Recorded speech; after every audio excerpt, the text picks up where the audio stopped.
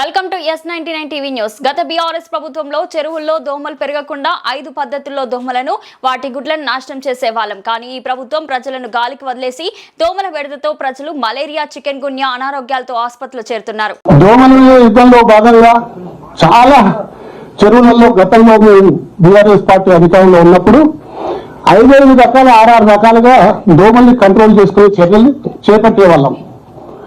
మొదటిది oil balls వదిలిపెట్టేవాళ్ళం.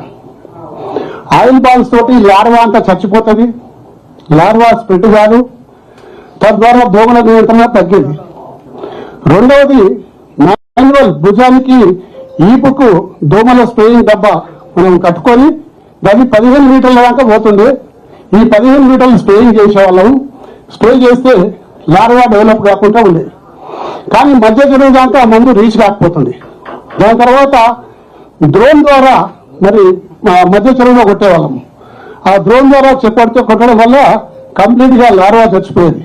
దాని తర్వాత మళ్ళీ గంబూజియా చేపలని చెప్పేసి చేపలను నీళ్ళల్లో వదిలేవాళ్ళం. నీళ్ళల్లో వదిలిపెట్టడం వల్ల ఈ లార్వా అంతా కూడా తినేసేది. తద్వారా దోమలు అన్ని కూడా అదుపులో ఉంటుండే. ఈ ప్రభుత్వం సంపూర్ణంగా విఫలమైపోయింది. ఏ చర్యలు తీసుకుంటలేదు. దోమల మీద యుద్ధం ప్రకటించినాక కూడా ఎటువంటి చర్యలు తీసుకోకుండా ప్రజల్ని గాలికి వదిలేసి ప్రజలు డెంగ్యూ, మలేరియా, చికెన్ గున్యా ఇవన్నీ రోగాలతోటి ఇవాళ ఆసుపత్రుల్లో చేరుతున్నారు.